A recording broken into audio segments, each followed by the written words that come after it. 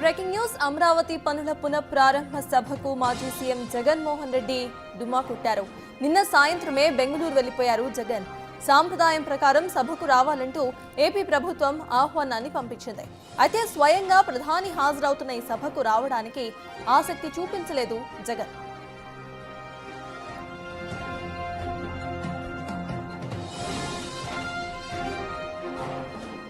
ఇప్పుడే కాదు 2015లో కూడా అమరావతి పనుల ప్రారంభోత్సవానికి జగన్ ఇలానే డుమా కొట్టారు.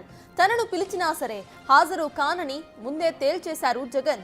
తాను సీఎంగా ఉండగా 3 రాజధానుల ప్రతిపాదన తీసుకొచ్చారు జగన్. సీఎం అవ్వగానే అమరావతిలో రాజధాని పనులను పూర్తిగా నిలిపివేశారు కూడా.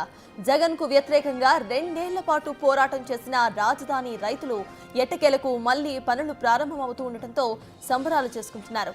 తాజాగా అదే అమరావతి పునఃప్రారంభోత్సవానికి ఆహ్వానించడంతో డుమ్మా కొట్టారు జగన్.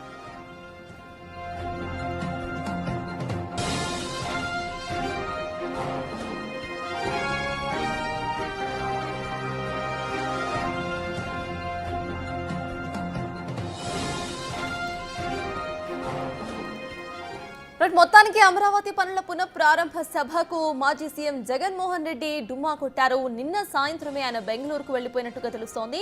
సాంప్రదాయం ప్రకారం సభకు రావాలంటూ ఏపీ ప్రభుత్వం ఇటు జగన్ కి కూడా ఇన్విటేషన్ పంపించింది. కానీ జగన్ మాత్రం ఈ సభకు హాజరు కావడం లేదు.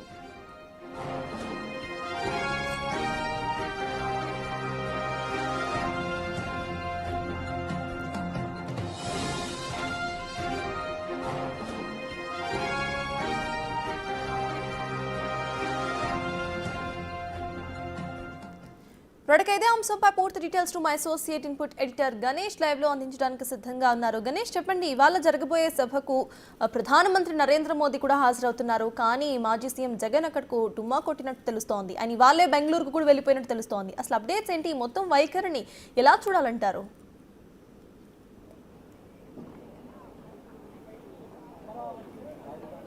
అంటే మాజీ ముఖ్యమంత్రి జగన్మోహన్ రెడ్డికి ముందు నుంచి కూడా ఒక క్లారిటీ ఉంది. ఎందుకంటే దాదాపు 2019 నుంచి 24 వరకు తన అధికారం చలాయించిన సమయంలో ఒక క్లియర్ కట్గా వ్యతిరేకిస్తూ వచ్చాడు ఆయన. ఎందుకంటే 2015లో ఫస్ట్ నుంచి కూడా వ్యతిరేకిస్తూ వచ్చాడు ఆయన. ఎందుకంటే 2015లో ఏదైతే టీడీపీ ప్రభుత్వం ఉందో టీడీపీ ప్రభుత్వం అమరావతిని రాజధానిగా చేయడం కోసం చేసిన ప్రయత్నాలు ఏవైతే ఉన్నాయో ఆ రోజున కూడా ప్రధానమంత్రి నరేంద్ర మోదీ వచ్చాడు.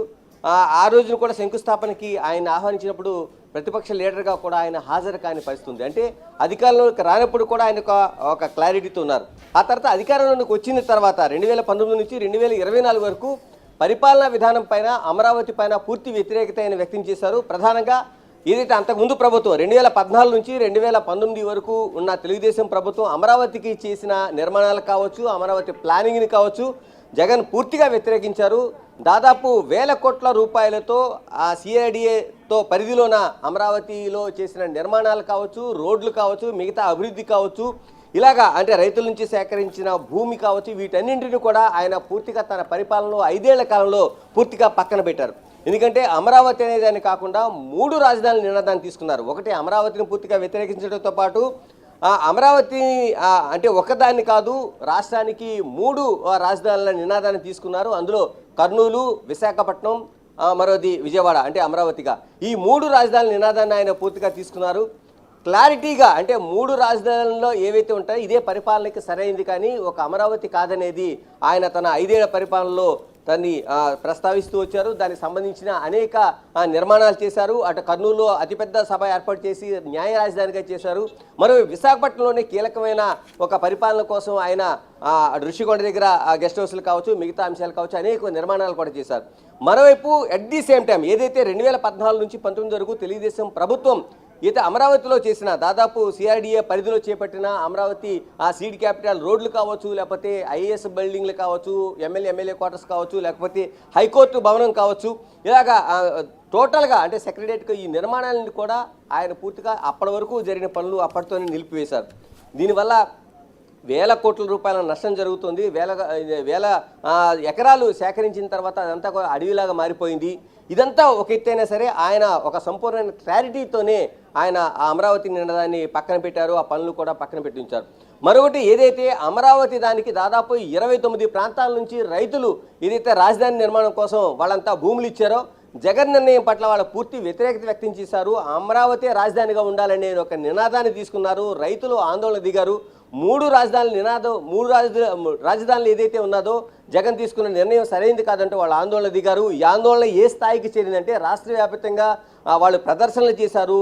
వీళ్ళపైన కేసులు నమోదయ్యాయి, లాఠీ చార్జీలు చేశారు, కొందరిని కేసులు పెట్టి వాళ్ళని జైలుకి పంపించిన పరిస్థితి ఉంది. ఇలాగా అనేక రూపాల్లో ఆ రైతుల ఆందోళనకు సంబంధించి అంటే ఇప్పుడు మళ్ళీ రాజధాని అమరావతి నినాదం ముందుకొచ్చింది. బీజేపీ ఒక కూటమిగా వచ్చిన తర్వాత మళ్ళీ రాజధాని అమరావతి నినాదం ముందుకొచ్చింది. దీనికి కేంద్ర ప్రభుత్వం సంపూర్ణ సహకారాన్ని అందించడంతో పాటు ఏవైతే మిగిలిపోయిన పనులు ఉన్నాయో దీనికి పునఃప్రారంభ అమరావతికి సంబంధించిన ఒక పెద్ద నినాదాన్ని ప్రభుత్వం తీసుకుంది. మూడు రాజధానుల నినాదాన్ని పక్కన పెట్టి ఏదైతే ముందు కట్టుబడి ఉన్నారో ఆ కట్టుబడిన ఆ అమరావతి నినాదానికి వాళ్ళు దిగారు. దీనికి సంబంధించి అంతకుముందు జరిగిన పనులు 2014 నుంచి 19 వరకు చేపట్టిన పనుల్ని కొనసాగింపుగా దాన్ని పునఃప్రారంభ సభగా తీసుకున్నారు. అటు రోడ్లు కావచ్చు, మిగతా అనేక సిద్ధపడి శుభ్రంగా క్లీన్ చేయించి వాళ్ళు అప్పటి వరకు చేపట్టిన నిర్మాణ పనులు తిరిగి ప్రారంభించాలని ఒక నిర్ణయానికి వచ్చారు. ఇప్పుడు ఈ రోజున మరికొద్ది సేపట్లో నిర్మాణ పనులు తిరిగి ప్రారంభించాలని ఒక నిర్ణయానికి వచ్చారు. ఇప్పుడు ఈ రోజున మరికొద్ది సేపట్లో ఈ పునఃప్రారంభ సభ ప్రధాని చేతుల మీదుగా ఇది ప్రారంభ పనులకు అంటే నిలిచిపోయిన పనులు మళ్ళీ తిరిగి ప్రారంభించడం కోసం 49,000 కోట్ల రూపాయలు అవుతుందని చెప్పింది. వీటన్నిటినీ తీసుకున్న తర్వాత జగన్ 49,000 కోట్ల రూపాయలు అవుతుందని చెప్పింది. వీటన్నిటినీ తీసుకున్న తర్వాత జగన్ ఒక పాలసీ ప్రకారం ఉన్నాడు కాబట్టి ఆయన ఈరోజు ఆ ఇన్విటేషన్ అందుకున్న ప్రభుత్వం కూడా దాన్ని ఏదైతే ప్రోటోకాల్ ప్రకారం మాజీ సీఎంగా ఆయనకి అందించిన తర్వాత కూడా ఆయన ఈరోజు నిన్న బెంగళూరు హుటాహుటిన వెళ్ళిపోయారు. ఎందుకంటే ఆయనకు ఒక క్లారిటీ ఉంది కాబట్టి సభకు హాజరు కాను అనుకున్నారు కాబట్టి ఆయన వెళ్ళిపోయారు. ఇందులోన ప్రభుత్వం కూడా దీన్ని ముందుగా ఊహించి ఉంటుంది. జగన్ కూడా తాను ఏదైతే వ్యతిరేకించాడో ఆ నినాదానికి వ్యతిరేకంగా జరుగుతున్న సభ కాబట్టి ఆయన ఈ నిర్ణయాన్ని తీసుకున్నట్లుగా మనకి స్పష్టమవుతుంది. Right, thank you Ganesh. మొత్తానికి ఇటు అమరావతి పనుల పునఃప్రారంభోత్సవ సభకు మాజీ సీఎం జగన్మోహన్ రెడ్డి అయితే డుమ్మా కొట్టారు.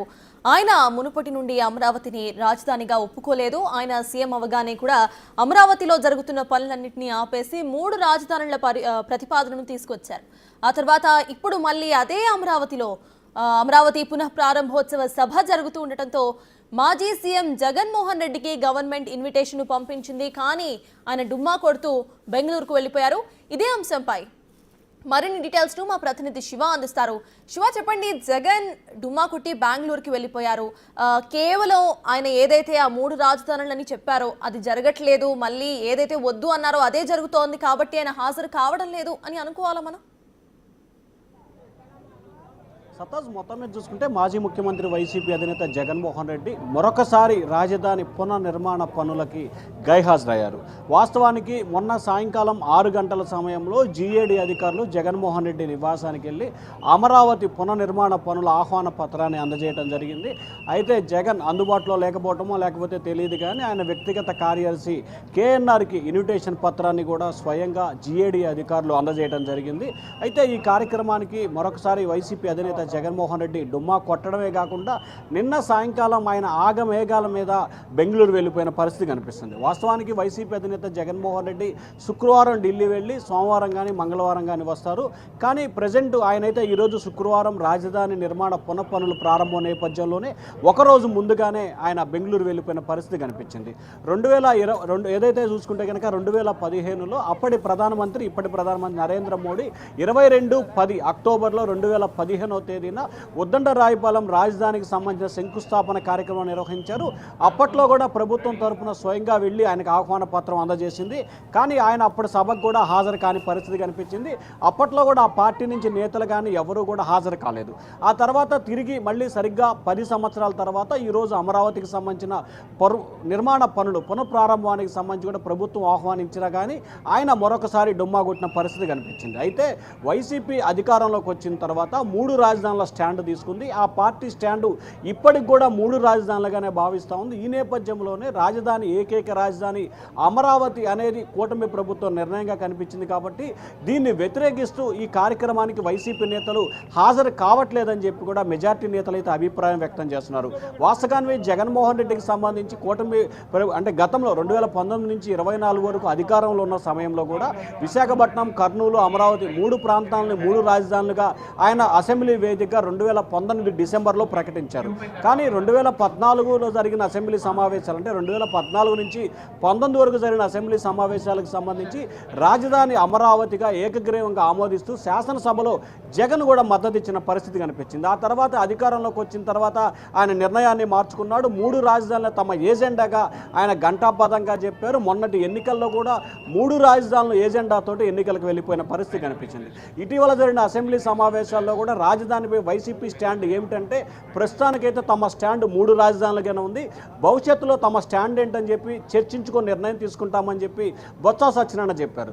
సో ఏదైతే వైసీపీకి సంబంధించిన నేతలు కానీ ఆ పార్టీ అధినేత కానీ ఈరోజు ఈ కార్యక్రమానికి ఎవరు కూడా హాజరు కావట్లేదు. కానీ ప్రభుత్వం వైపు నుంచి ఆ పార్టీకి సంబంధించిన నేతలందరికీ ప్రోటోకాల్ ప్రకారం ఎమ్మెల్యేలకి, ఎమ్మెల్సీలకి, ఎంపీలకి, జగన్కి అందరికి కూడా ఆహ్వాన పత్రాలను స్వయంగా వెళ్ళి అందజేయడం జరిగింది.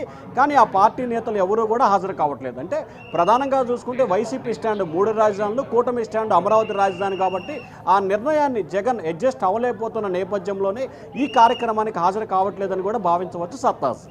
Right, thank you Shiva.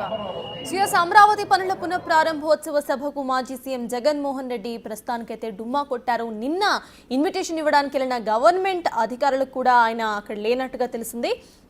ఆయన హుటాహుటిన బెంగళూరుకు వెళ్ళిపోయినట్టుగా తెలుస్తోంది. నిన్న సాయంత్రమే. అయితే ఇవాళ ప్రధానమంత్రి నరేంద్ర మోదీ కూడా ఈ సభకు హాజరవుతున్నారు. అయినా కూడా మాజీ సీఎం జగన్ ఈ సభకు డుమ్మా కొట్టారు.